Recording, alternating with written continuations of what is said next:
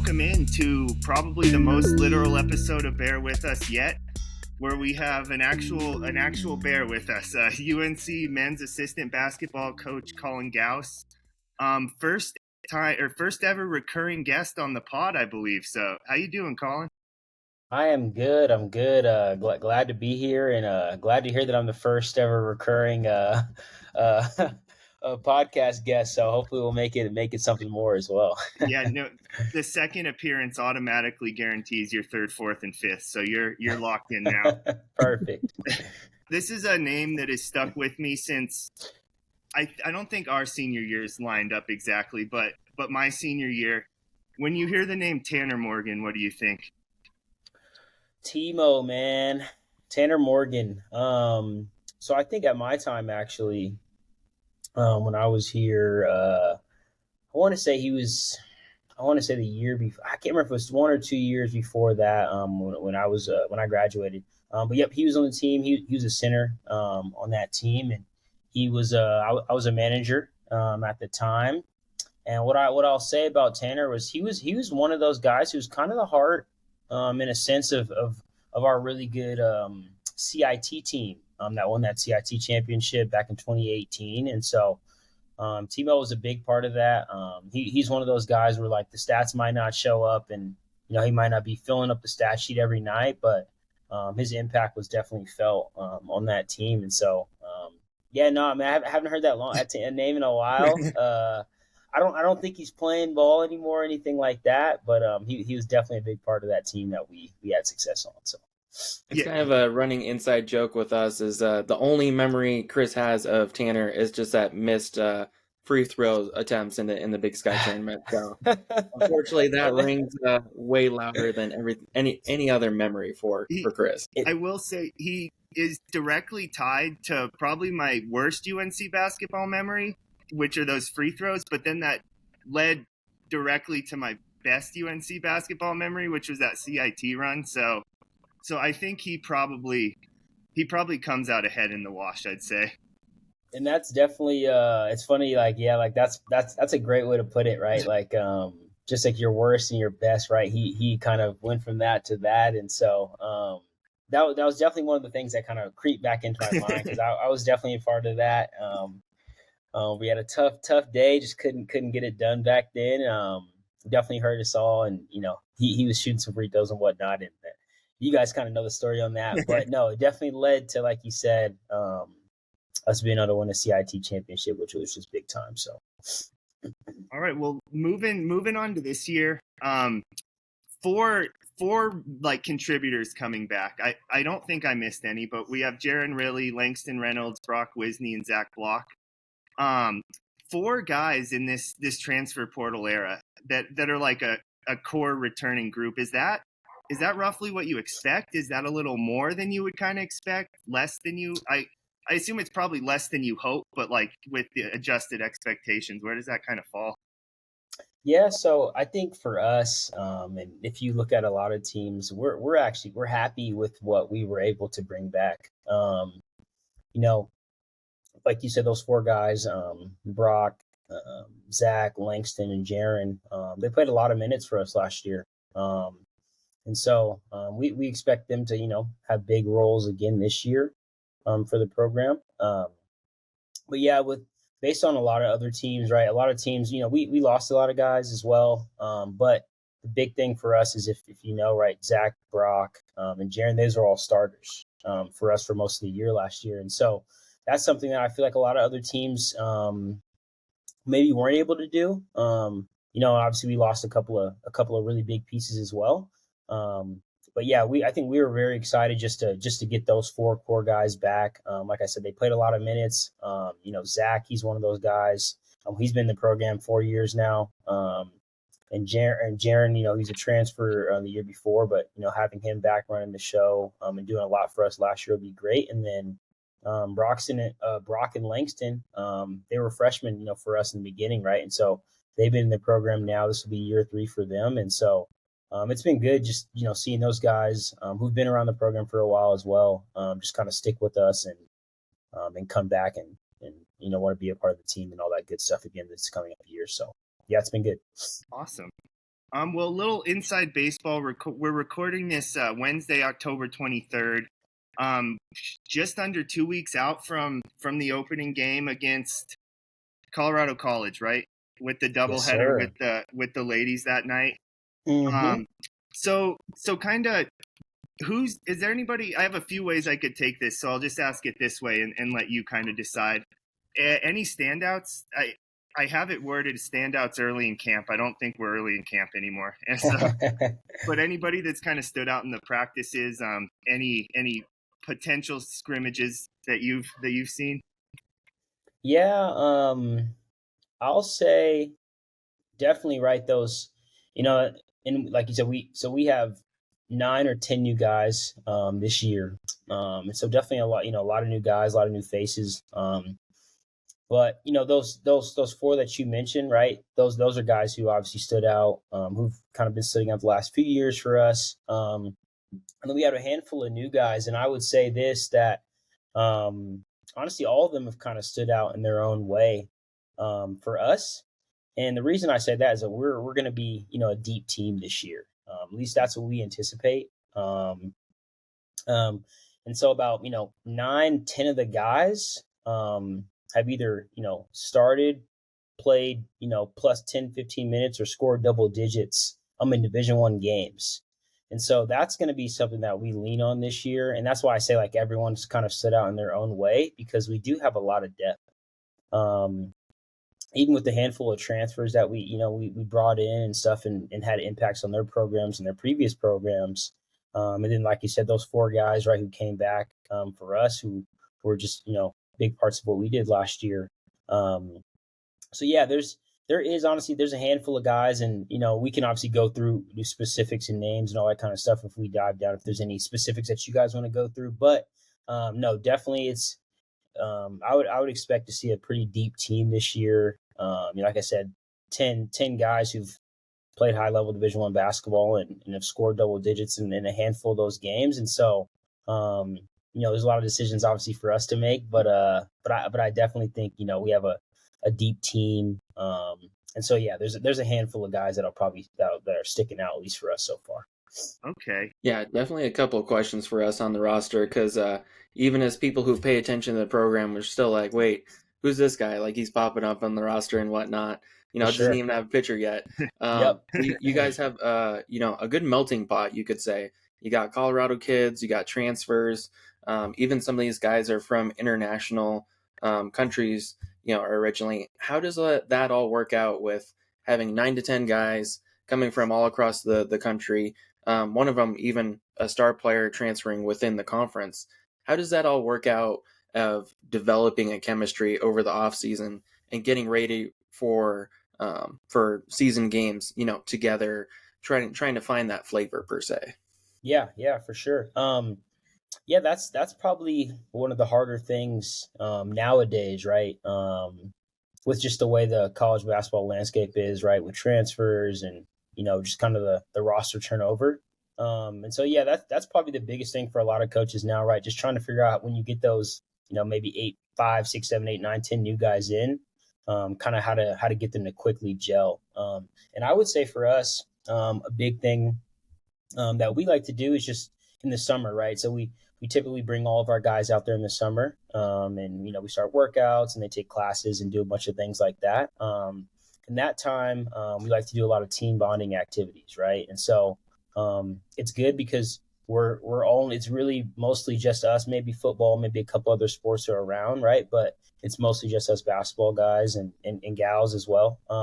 And so we're all kind of just focused, and we know that it's just really just us in the summer to kind of get together and practice, get better, and get to know each other more. So just for example, like this year, this summer, we went on a bowling trip, right? Everyone went bowling. We went to Top Golf. Did that, and then we went over to the Crest movie theater, saw a movie as a team, and ate over down at the Cow. Good choice. As well. And so yeah, just doing things like that where we're all together outside of just basketball, where you get a chance to just talk to guys a little bit more, whether it's us as coaches getting to know those guys a little bit more on a deeper level, or it's just the players kind of just doing team bonding activities. And, competition is always fun as well, right? So bowling and top golf and things like that, where guys get to kind of compete against each other outside of the sport. And so usually that's kind of what we like to do in the summers. And then another part of it would just be, us doing our best to recruit good guys and good kids. And we've just been very fortunate the last couple of years to do that. And so a lot of the times, we've been fortunate to recruit those type of kids, and then they end up just kind of gelling and mixing together. And so that's one thing that I harped on the year before. Like, we just had such a connected group. And obviously we had some success a little bit last year. And so I'm just aiming to hopefully those guys, like each other and start to love each other and all that kind of thing like that. And, we try to sprinkle in our little bonding activities and stuff like that to kind of push that. But they also do a really good job. And so far, of just spending a lot of time off the court, whether it's playing video games or just going out to dinner with the team, and those guys by themselves, they've done a really good job of just connecting and getting closer to each other. So nice. Any inside baseball and how you guys persuaded Tayshawn or Quinn to come over to the program? It seemed like some pretty big names for us in the transfer portal. Tough losing St. Thomas, but he's definitely trying to make as much of an upward climb as he can. So any inside baseball you can tell us and why those guys chose UNC? Yeah, so I'll say this about Tayshawn. He's a Denver kid. I'm blanking on the high school that he went to, but he's from Colorado, right? And so that was something that I think he wanted to get back closer to his family and friends. And we presented him with an opportunity to just do that, right? And we have some connections. Like, a lot of times, stuff a lot when it comes to transfers and other things like that. Typically, there's some type of connection usually. But with him, we have some connection to his people in the past. But like I said, he was a Colorado kid, and I think he was looking to kind of get back here. And we were fortunate to present him with a good opportunity here, we felt like. And so that was kind of how we kind of facilitated that situation, I would say. And then for Quinn, it's interesting, like, in conference transfers just in general, or it's just an interesting thing, right? Whether it's us, whether it's them, or it's just, how people feel about it or whatnot. But yeah, Quinn that's one where it really wasn't, I would say it's not something that we pursued per se early on, right? A lot of times it's almost like one of those things where, like, you don't want to feel like you're stealing a guy from someone in your conference, right? It's just kind of like one of those things. But he kind of was, obviously he saw us and played against us throughout the year, right? So I think that was kind of a thing that he eventually decided, that he maybe wanted to transfer in the league or something along those lines. And I think he had other options as well. But I think a lot of it had to just do with the style that we play. And then obviously, when people come on their visits and stuff like that, right? We feel like we have just a really connected staff. We all feel like we're really, really good together, and we all work well together. And I think that was just something that he could kind of tell when he came on his visit, because he went on a couple other places and some other places in the league and whatnot. And so I think he just kind of felt that connectiveness with our team, right, from last year as well, and with our staff. And that was just something that he, kind of wanted to be a part of. So, I feel like typically you don't really try to, like, hey, let's go get a guy from another school real quick, right? But if the opportunity presents himself, you won't turn down. And obviously Quinn's a good player, right? And he had a really good year at Idaho last year. And so we're excited about him for sure, and just what he can bring to our team as well. Nice. Well, kind of with all the transfers like moving out, we talked about St. Thomas to USC. DeJour Reeves going to Elon. He was primarily the sixth man last year, I think, but kind of spark off the bench. And then both Theo Hughes and Riley Abercrombie graduated, right? Or they were out eligibility. Mm-hmm. Nice. And then the mystery of Connor Creech to Texas as a GA. That one threw me for a loop until I figured out that he was getting into coaching. For sure. But so how does it? It's harder with the portal, I imagine, to find like talent that's not homegrown, but like the main shot taker, shot creator. You don't necessarily get those guys as freshmen and develop them now. It's still part of the blueprint, but it's just not as much. With transfers coming in, how much of finding like a quote unquote St. Thomas replacement, nobody's going to do exactly what he does, but finding like that star player, how much of that is you go out searching for that type of guy versus you get all the people in-house once they're in and it kind of works itself out? Yeah, that's a great question. I would say it's a little bit of both. I'll start with saying a lot of the stuff, right, is retention now, right? Just trying to keep the players that you have, right? And so we were fortunate to keep those 3, 4, 5, core type of guys, right? Brock, Zach, Jaron and Lang, and a couple other guys who played big minutes for us last year. So I think a lot of it's first trying to keep those guys, the core guys, if you can, try to keep as much as you can. And then when you find out how much you keep, then you try to go out and look for things that would work well with the group that we have. And so for other, coaches, they might not have a group. So they're just trying to get all new guys, right? So you're just trying to get whatever you can. And for us, we were fortunate to have a few guys that were in that core. And so we're just trying to find pieces that kind of fit around them.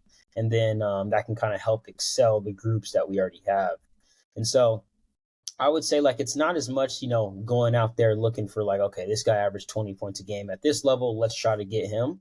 A lot of the times, right, and just being honest, we're a big sky school and we're Northern Colorado, and it's hard to get, really big time talent, especially out of the portal, just the way that everything is going now already. Right. And so a lot of the times, we're trying to find guys who fit the way we play.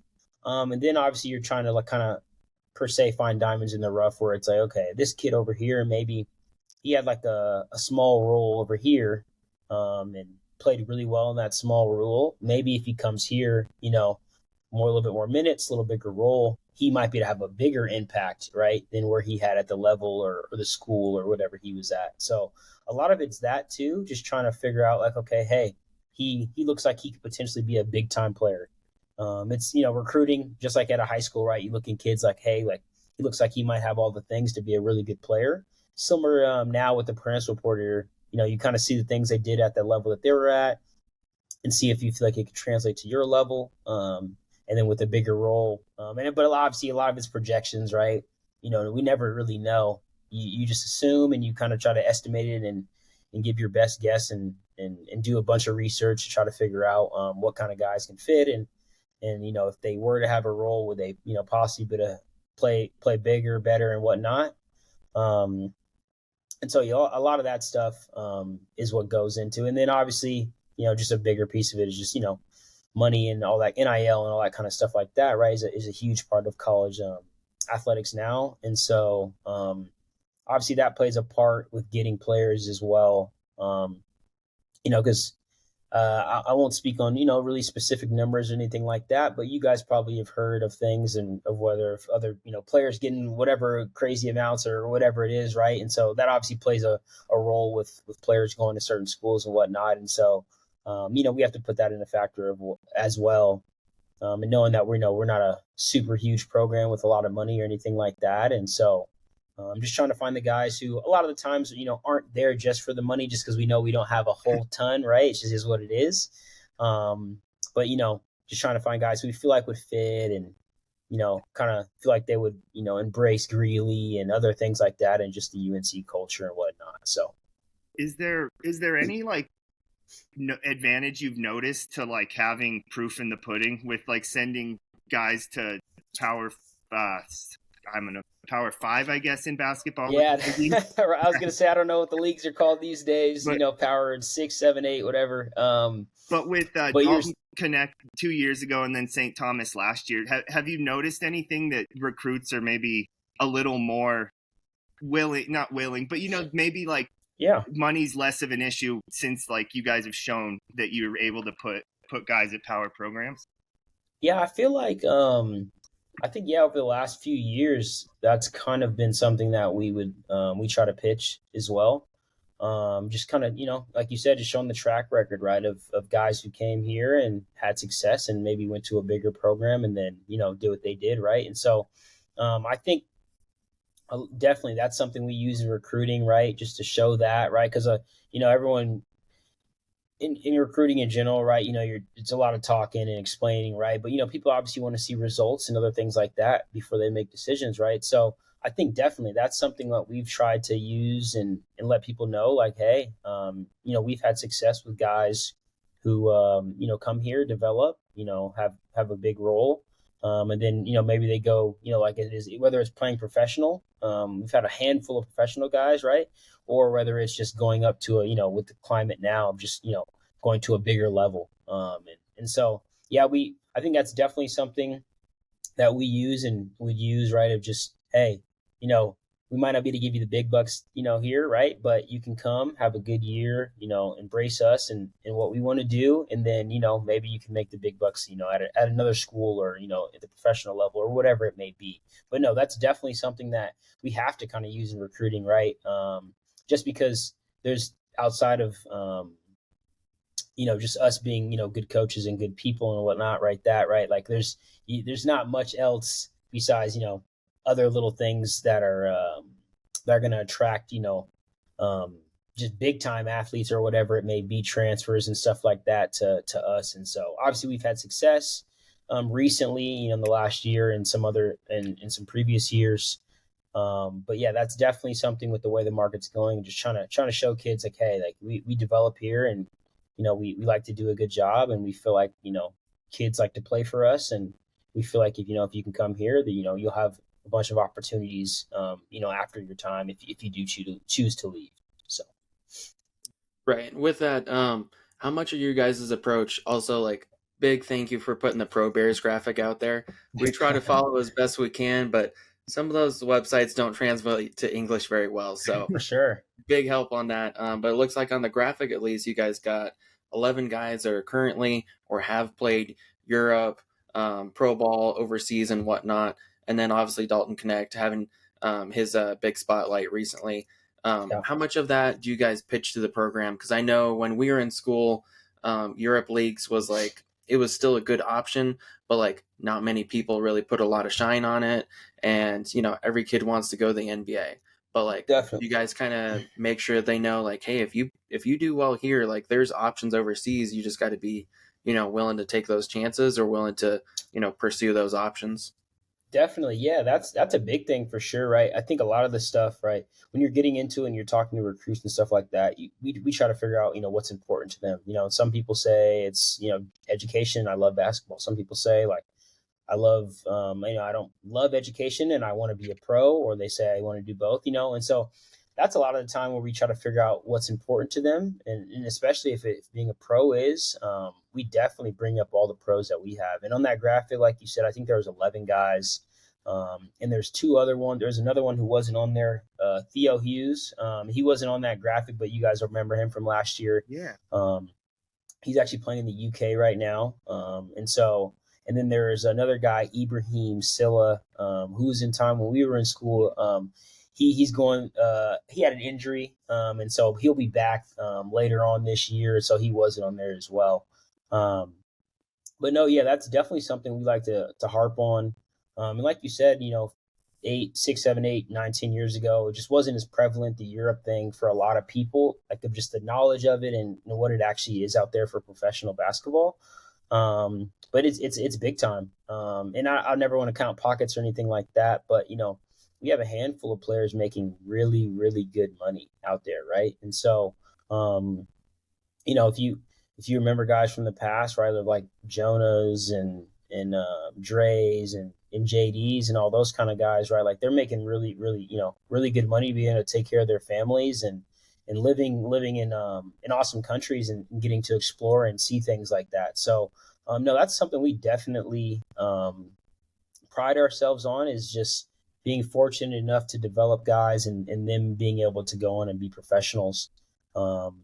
Because I think that's a lot of the times for kids, and obviously NBA is a lot of kids' goals. But at the end of the day, I think if it was up to the kid, most of them would just love to play basketball for a living, right? And being able to do that, and not necessarily have to have what you want to call a real job, or whatever it is, right? And so that's definitely something we try to harp on, and we love showing all that stuff and showing love to all those guys who've came before, and all the ones that are going to kind of come next, basically. So for those top performers in Europe, you say like good money. Do you have like any examples of that? Because like, yeah, I mean, you're doing well. I'm curious like what like top performers over there make. Because I know there's definitely some really intriguing packages even for the lower guys where like housing, transportation, stuff like that's covered. So definitely like a very unique, but like they don't always think of like, oh, you want the paycheck, but then you think like, oh, if I'm not paying for housing or transportation, like that's pretty killer too. For sure, yeah, no, definitely. I would say six figures, right? If you're in the, if you're in that in a good spot in Europe, you're making six figures, right? And then if you're even better, right, there's guys making seven figures, right? And so, I won't say any of our. I don't think any.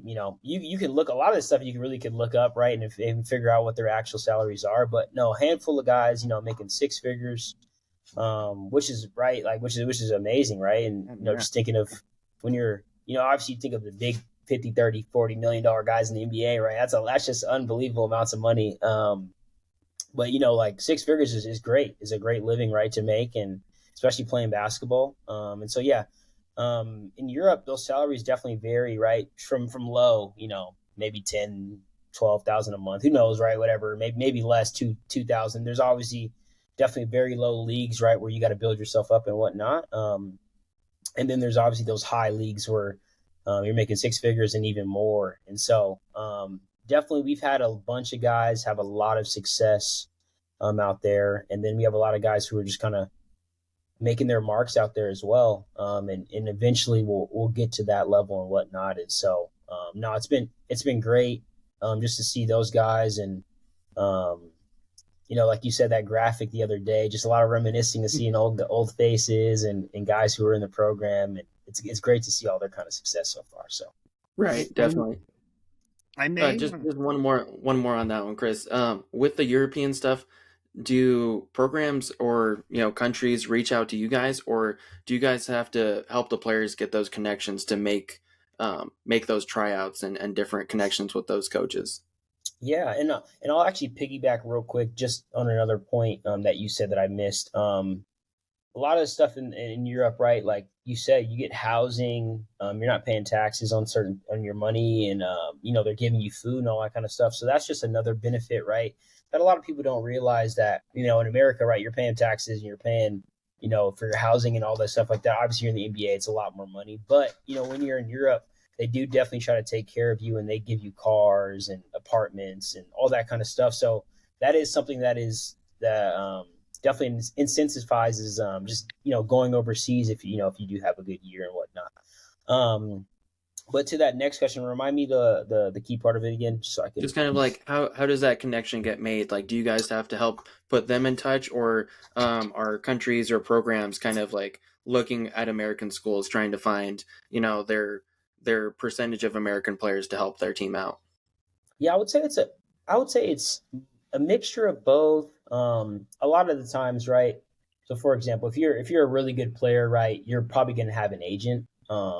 And most players have agents, even if you're not a really good player. But if you have a opportunity to play pro, you're probably going to have an agent. And so what we do, and Coach Smiley does, 90% of this. He's built relationship with agents over the past, right? Because we've obviously sent guys, or we've had guys play for professionals and whatnot, and so he's friends with a lot of people, right? And a lot of times it's there's a handful of agents that maybe reach out to our kids, or whatever it is, and sometimes the kids kind of have their own thing or already kind of know what they want to do when it comes to that world. But then other times it's like, hey, Coach Smiley knows a lot of guys, and it's like, hey, we have a couple players that you guys might be interested in. Obviously take a look at them throughout the year or whatever it is, and kind of see what you think. But a lot of that stuff we try to wait to the end of the season as well, just so we can kind of focus on just our team stuff and whatnot. But yeah, like I said, a lot of that is just Coach knowing a bunch of people and us having success with sending pros over in the past. And so that's been really good, I feel like, for us, because which you guys might not know, but Bodie Hume, like he played for a team called Boris Basket. a couple of years ago, and now he's on another team, a higher level. But they love Bodie, and so they asked us about Matt Johnson, and so now Matt's playing for that pro team, right? So a lot of the times that can kind of happen as well, right? If you have success with guys, and we obviously try to have good kids and all that kind of stuff, and so if they like our kids and they feel like, hey, like Northern Colorado had a great player for us this other time, why not see if they have another great player, right? And so a lot of the times that's another way that it's just kind of just building rapport or history or friendship with those people, and them knowing that every year they want to check back in with us to see if we have some guys that they like and whatnot. So that's definitely a lot of it. Nice. I may be offsetting things by like a year or two here. So correct me if I'm wrong, but were there 6 pros on that CIT team? Because yes, Jonah, Jordan Davis, Bodie Hume, Spite, then Kerr, and Kai Edwards. Is that? So I think on that team it would have been. It wasn't. I don't think, if I remember, Core wasn't on that 2018 team, if I remember. Okay. But it was. There might have been, and I think we actually. I was talking to some of our former players, and I was like, we might have like 8 to 10 pros on that team who eventually ended up playing professional at one point in time. Okay. They might not be playing now, but they have played at that time, and so those ones, like you said, Jordan Davis, Andre Spite, Ibrahim Silla was on there. Who am I missing right now? I think Matt Johnson was in school at that time. I don't know if he was with the team. Matt was technically on that team for sure. Okay. So he was definitely. Who else am I missing? Kai on that one? Kai was on that. Yep, Kai's a pro right now as well. There's a few other random guys, not random, but random probably to just the normal population of Noah and Greeley UNC athletes. But another kid, Jonathan Reyes, he actually played. He played a year professional in Mexico, and then Chaz Galata, number 13, on that team. He was a lefty. He ended up playing a year of professional as well. But no, yeah, definitely at least 6, and probably creep into that 8 or 9 of at least guys who've played professional basketball and got paid for it. So yeah, stack team, man, stack team that definitely we wish would have won a Big Sky title, but it just kind of happens like that. But no, we were. I felt like we were a pretty loaded team back then. So I think the I don't know what the word would be. It bears out looking at kind of where people have gone since then. Yep, but definitely. But bringing it back to this year's team. This one's 2 parts. Kind of coming off of like a disappointing early exit in the Big Sky tournament last year. Has that motivated you guys, or is it so the team's so different now that maybe those 4 or 5 guys can hold on to that, but it's like a clean slate for most? And then with that, how happy are you that Braden Parker is gone from Idaho State? Those are great questions. So yeah, that first question, I would say, it's interesting. From the coaches, I would say from my standpoint, or just from the coaches, I think for us, right, of course, bitter taste in our mouth just to end the season, right? We had a really good regular season. Ended second in the Big Sky, and so that was amazing for us. I think that was our highest finish, for the last maybe 5 or 6 years, and so that was big time for us. But yeah, I think briefly after, right, there's just like a bad taste in your mouth, but I think as you kind of transition, and right, like you said, there's just so many new guys in our team now. It's just a little different. Kind of going into the year, right? Obviously, a bunch of those guys weren't there, and so they were, on their respective teams, and had their own kind of deals their last season. But I wouldn't be surprised. I wouldn't be able to say specifically like if those 4 or 5 guys, who returned and played big minutes, if they are kind of feeling that still. But I would definitely say that we felt like that we had such a good chance at winning it. At least the guys in the locker room and all that kind of stuff felt that way, that we feel like with bringing a handful of those core guys back and putting together, we feel like a good roster, at least a great group of guys and all that kind of stuff, that we should at least feel like we have another chance at being good, in the Big Skies. And so, I'd be curious if you ever got a chance to ask those guys personally how they feel about it, because I bet that they feel a different probably way about it than maybe me now. But no, I wouldn't be surprised if there's something in the back of their heads of just knowing like, man, like we had a real chance last year, and maybe we'll have another real chance again this year. So and then the second part of that question, I am very excited that Braden Parker is not in the league anymore, and that I say that in a respectful way. 100%. Great player, gave us fits, man, all the time, and he felt like he was there forever. And so it felt like we just always had to see Braden Parker. But no, great player, man, and like I said, yeah, he always gave us problems, and so. We're excited to not kind of see him in an Idaho State uniform coming up this year for sure. It was always so frustrating watching him because like he would put up a casual 25 and he would look like a 6'1" big that I played against in like 2A high school basketball. And I was like, look at all the athletes on the court. Why is like he the one? But he just like you said, 100% respect. Like kudos to him. Because glad to see him gone because he would rip our hearts out. But there's one freshman that really, I think Ben and I both were pretty interested in. Hunter Caldwell, 6'10" from Lutheran down in Parker. He's kind of an enigma, it feels like, because he averaged under 6 rebounds, where I'm sure he was about the only kid over 6'10" in that league, but then also shot 56% from 3. So which again you don't see very often at 6'10" or at all. Yeah. Like, no, Hunter, man, he's he said out of Lutheran High School in Parker. Yeah, big kid, man, 6'10", 6'11". Man, we were super excited when we got Hunter. Like you said, there's just not that many kids that are that big in Colorado in general. But it just are big and can shoot the ball, right? 50 whatever percent from the 3 in high school, and so. Hunter's, man, he's a great kid, young, obviously, right? Got a lot to learn still.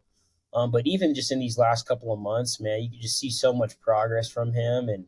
And his ability, like you said, to shoot the ball is something that just intrigued us like, even more, right? Just that size, man. He has great touch for that size and skill. And so just trying to develop that, and obviously his body and some other things like that you just don't get developed when you're in high school a lot of the times. But no, we're super excited about Hunter, man. There's a good chance probably won't see him on the floor this year, just with him being young and, just the way everything. We have a lot of old guys. We have 10 old guys this year, which are, juniors and above. And so, but no, very, very excited about him. I would say definitely, look out for him in the future in Bear Country because, but we love what he can bring and what we think he'll eventually be able to perform on the court. And he's a great kid, great family and all that stuff. So definitely excited about Hunter. You won't miss him, man. He's the tallest guy on our team. So, right. Well, kind of you said kind of 10 old guys, and you've mentioned all the experience, but it seems, are we going to see kind of more of the same with style of play? It looks like everybody's roughly like 6'2" to 6'8". Not, there's a couple outliers, but looks like a lot of kind of switchability potential. A lot of, you can play a bunch of different lineup combos, I imagine, when you have that kind of flexibility. I don't really know what the question is, but can you touch on that? Yeah. No, I think I think the style, right? We like to play fast paced, like shoot a lot of threes, and we're pretty ball screen heavy and stuff like that. But no, I think the style is kind of is definitely going to be similar. But yeah, to your point, I think we've had a lot of bigger like wings, 3, 4s, and kind of some bigger guards that kind of play in the perimeter for us. So yeah, I think we're going to definitely try to use that to our advantage. Like you said, handful of guys between 6'2" and 6'8" that'll play for us. And so I think we definitely want to try to use that size and athleticism that we could potentially have on the wing. Mess around maybe with some bigger lineups. I can't give you too much into that, but, who knows what we'll kind of do. But I think, yeah, we'd love to try to mess around with some bigger lineups if we need to. And at least being able to have that flexibility, I think will be big time for us, right? Because There's a lot of teams in the league. Who really knows yet? But there's teams that will play whether it's in the league or out of conference. That'll be bigger opponents, right? And just being able to have some type of flexibility with having, if we had to go to a bigger lineup with a handful of guys. And so, yeah, I think that's very exciting for us, just to be able to kind of do some of those things and be able to just see what we can do with some bigger players and bigger pieces throughout our offense and whatnot. So nice. Well, I think I have one that I was wanting to close on. So Ben, is there anything else before we let Colin get out of here? Yeah, a couple questions on there. I know it's a team sport and all that, but with all this new guys coming in, and like a couple layover guys, any leaders developing on the team right now? Anybody sticking out, or is it just a really good group that's real cohesive? I would say it's probably a really good group, that's kind of cohesive with that. But I think for us, we're probably leaning on our those 4 returning guys to just be bigger leaders. And a lot of that is because, like you said, we have 8, 9, 10 new guys. And so a lot of the stuff that we did in the past, not everyone knows. With the old days, a couple years ago or whatever it is, right? You maybe lose 2, 3 guys. And so a lot of your structure, your culture, just the normacy of things that you do, is different, this year, because there is so many new guys and maybe only 4 or 5 guys played, on that team or whatever, or just know how we do things at UNC. And so I think we definitely are leading on those 4 older, those returning guys to kind of like lead those other guys, just to kind of get them up to speed, whether it's just knowing how we do things at UNC, or just how Coach Smiley does things. And so, yeah, that's definitely a big part of it. But then I think, there's been a handful of those new guys that are coming in who were in leadership positions in their previous places. And so we're definitely inviting all that leadership, right? Because it's just the older you are, the more experienced you are these days is kind of the teams that typically win. And so we're definitely inviting all that leadership, and we want everyone, especially all those older guys, to kind of feel like they have a part in that leadership, just because it's something that we're going to need, down the stretch if we want to be good. So, yeah, I think it's a collective, but, definitely leaning on those 4 returners to kind of lead by example and just the experience that they have with us being at UNC. Nice. And then looking at your out of conference, it looks like there's a good smattering of, kind of all kinds of different teams on there. Any of them are circling that you guys are circling on there? I mean, for you, it's probably a little bit different because you got to do the travel and, so I'm sure there's quite a bit back and forth for you. Any of those that really excite you guys, or you guys are circling? I would say, I think, sorry about my dog in the background. But I think always the in-state ones are always great, right? Like, we play CU this year at CU. We play Air Force at home, and then we play DU at DU. So I think those are always great. You always kind of circle those because it's always nice to, right, if you can kind of win a few games or have a little bragging rights, at least amongst those Colorado schools. Those are always nice. And then I would say, personally for me and probably for our guys a little bit, that Texas Tech game should be a fun one as far as the atmosphere. It's definitely going to be a tough game. If you know Texas Tech in the past, they've been good and they play hard and elite style of defense. And so, but I think just for the atmospheres, I think for our guys that'll be awesome. That'll be a fun one for them just to kind of be in that type of environment. And kind of see what that's like, and obviously, go there looking to see if we can get a win and whatnot. And so, off the top of my head, though, I would probably say those are, for the out of conference, those are probably the ones that I can. Well, we've jumped around a bit, but we touched on Bears in the pros, and probably there's one other UNC basketball player that's played in the pros, and I looked him up the other day, but I'm blanking on his name. But the main one now, Dalton Connect, made his debut last night for recording today. You were with him for a year, correct, here at UNC? Yep. Do you have any Yes, good sir. Dalton Connect stories? Ah, man, I don't know if I have any good stories, man. There's got to be obviously something probably out there. Someone on our staff probably has a good one somewhere, but I don't know if I have any stories for you. I wish I did though. But I will just say, like, with the year that I was with him, man, he was great. He's great for us, just in terms of just the way he approached the game, for a lot of it. Just really hard worker, and he's a gym rat. And so just happy to see his kind of success, moving on, and eventually, obviously being at the Lakers, right? It's just big time, and it's just huge for us at the program. Just kind of helping us and putting us on the map a little bit more, right? And I was watching the game last night, and I get excited every time I just hear Northern Colorado right on the TV, and so I heard them kind of talk about it, and it just it's awesome for the university, awesome for me, just be a small part in coaching him that year, and then just kind of awesome to see, just because obviously our history, right, just us being students there, and just never really having anyone like that to be able to get to that high of a level, and so yeah, it's been great to see. Obviously, just wish him a lot of success, and just hope he, just keeps putting on for Northern Colorado, and obviously even to Tennessee and whatnot. But just kind of showing out for a small school. Life. So he's a bear, man. He's a bear. So. All right, awesome. Well, hey, Colin, thank you so much again. Colin Gause, UNC men's assistant basketball coach, director of basketball operations. I forgot to mention that at the top, but Ben kind of hinted at it. Thank you so much for joining us. We'd love to get you back on sometime mid-season, maybe before conference or whenever you have a few minutes. Yeah, definitely. I appreciate you guys, and like I said, love being on. And obviously, you guys are UNC grads, so definitely want to support you guys as much as I can. And yeah, just keep promoting that word and letting everybody know that home opener is on November 4th.